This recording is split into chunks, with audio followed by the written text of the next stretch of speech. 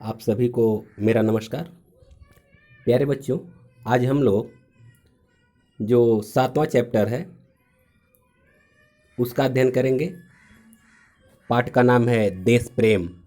तो देश प्रेम के जो रचयिता हैं राम नरेश त्रिपाठी, तो इस वीडियो में हम लोग पहले उनका जीवन परिचय पढ़ेंगे। इसके बाद स्वदेश प्रेम नामक जो पाठ है उसका व्याख्या पढ़ेंगे। तो आइए देखिए, सबसे पहले मैं हमेशा यह बताता हूँ कि जो बॉक्स में यहाँ जो बॉक्स में जो दिया हुआ है इसको आप लोग सबसे पहले फोकस करिए। जैसे इनका जन्म कब हुआ था, मृत्यु कब हुई थी, जन्म स्थान कहाँ है, प्रमुख खंड काव्य क्या है, भाषा, ये सब इसको ध्यान देंगे। जैसे मैं पढ़ रहा हूँ, देखिए। जन्म सन 1889 ईस्वी को, मृत्यु सन 1962 ईस्वी को। जन्म स्थान कोयरीपुर जो जौनपुर जिले में है। प्रमुख खंड काव्य पथिक और मिलन। भाषा खड़ी बोली। शैली वर्णनात्मक और उपदेशात्मक। अब इसके बाद से आप ये संपूर्ण जीवन परिचय मैं पढ़ रहा हूँ उसको देखिए, और नोट अगर आप बनाइएगा तो छोटे छोटे वाक्यों को लेकर के नोट बना लीजिएगा। आइए देखिए पूरा जीवन परिचय। रामनरेश त्रिपाठी का जन्म 1889 ईस्वी में जिला जौनपुर उत्तर प्रदेश के अंतर्गत कोयरीपुर ग्राम में एक साधारण कृषक परिवार में हुआ था।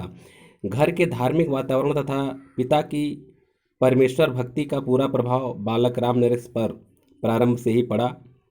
केवल 9वीं कक्षा तक स्कूल में पढ़ने के पश्चात इनकी पढ़ाई छूट गई।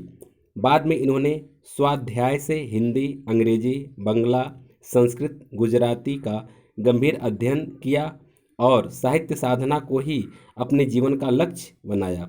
सन 1962 ईस्वी में इनका स्वर्गवास हो गया। ये इनका पहला जो अनुच्छेद है उसका जीवन परिचय हुआ। अब आइए दूसरा अनुच्छेद देखते हैं।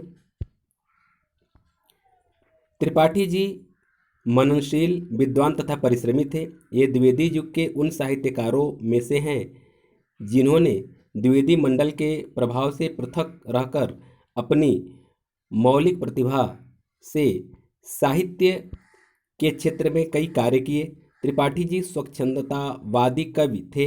ये लोकगीत के सर्वप्रथम संकलनकर्ता थे। काव्य, कहानी, नाटक, निबंध, आलोचना तथा लोक साहित्य आदि विषयों पर इनका पूर्ण अधिकार था। त्रिपाठी जी आदर्शवादी थे। इनकी रचनाओं में नवीन आदर्श और नवयुग का संकेत है। इनके द्वारा रचित पथिक और मिलन नामक खंड काव्य अत्यंत लोकप्रिय हुए। इनकी रचनाओं की विशेषता यह है कि उनमें राष्ट्र प्रेम तथा मानव सेवा की उत्कृष्ट भावनाएं बड़े सुंदर ढंग से चित्रित हुई हैं। इसके अतिरिक्त भारतवर्ष की प्राकृतिक सुषमा और प्रेम पवित्र प्रेम के सुंदर चित्र भी इन्होंने अपनी कविताओं में चित्रित किए हैं। अगला पैराग्राफ देखिए। प्रकृति वर्णन के क्षेत्र में त्रिपाठी जी का योगदान उल्लेखनीय है। इन्होंने प्रकृति को आलंबन और उद्दीपन दोनों रूपों में ग्रहण किया। इनके प्रकृति चित्रण की विशेषता यह है कि जिन दृश्यों का वर्णन इन्होंने किया वे इनके स्वयं देखे हुए अनुभूत दृश्य हैं। इनकी रचनाएं हैं पथिक, मिलन और स्वप्न। स्वप्न जो खंड काव्य है, ये सब इतना। मानसी स्फुट कविता संग्रह है, मतलब ये स्वतंत्र कविता संग्रह है। कविता कौमुदी, ग्राम्य गीत, ये संपादित ग्रंथ है। गोस्वामी तुलसीदास और उनकी कविता, ये आलोचना है। और अंतिम पैराग्राफ देखिए। त्रिपाठी जी की भाषा खड़ी बोली है, उसमें माधुर्य और ओज है। कहीं उर्दू के प्रचलित शब्दों का प्रयोग किया गया है। शैली सरस, स्वाभाविक और प्रवाहपूर्ण है। इनकी शैली के दो रूप प्राप्त होते हैं, वर्णनात्मक और उपदेशात्मक। तो इस प्रकार इनका ये जीवन परिचय हुआ।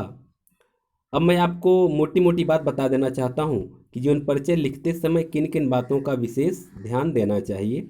जैसे पूरा आपको याद करना बहुत ज़रूरी नहीं है, जैसे मुख्य मुख्य चीज़, जैसे इनका जन्म कब हुआ था, कहाँ हुआ था, ये इतना। फिर इसके बाद से ये कहाँ तक पढ़ाई लिखाई किए, ये सब।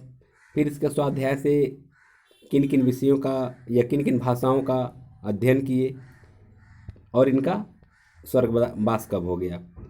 ये इतना जीवन परिचय के अंतर्गत बहुत इंपॉर्टेंट होता है। उसके बाद आप जो भी वाक्य इसमें से लिखना चाहें लिख सकते हैं। इसके अलावा जो है आप अगले पैराग्राफ में जो खास खास बिंदु है वो ये है कि जो इनका साहित्यिक परिचय से के संबंधित जो चीज़ें हैं, जैसे इनका जो 2 खंड काव्य है पथिक और मिलन, ये देखिए इसका उल्लेख जरूर कर देना चाहिए। ये किन किन विधाओं में रचना किए, जैसे कहानी, नाटक, निबंध, आलोचना, लोक साहित्य भी है, तो इसका भी उल्लेख कर देना चाहिए। ये सब मुख्य मुख्य बिंदु हैं, ठीक है। इसके बाद अब इसमें जो इनकी रचनाएं हैं, रचनाओं का उल्लेख कर देना चाहिए। जैसे मैं आपको बता दूं, बोर्ड एग्जाम में तो केवल यही पूछता है कि निम्नलिखित में से किसी एक कवि का जीवन परिचय लिखिए तथा उसकी एक रचना का उल्लेख कीजिए। तो रचना तो एक ही याद करना होता है, लेकिन अगर आप याद कर सके 2-3 तो ठीक है। जैसे पथिक है, मिलन है, स्वप्न है, मानसी है, कविता कौमुदी है, ग्राम्य गीत है, गोस्वामी तुलसीदास, ये सब जो है कि इसमें से जितना आपको याद हो सके, जो आसान लगे उसको याद कर लेना चाहिए। इस तरह से जीवन परिचय कंप्लीट कर लिया जाता है, ठीक है। आशा है कि आप लोगों को काफ़ी कुछ स्पष्ट हो गया होगा कि कैसे लिखना है, क्या करना है। अब इसके बाद हम लोग अगले वीडियो में इनका जो कविता है स्वदेश प्रेम, उसका व्याख्या पढ़ेंगे। आप लोगों को बहुत बहुत धन्यवाद।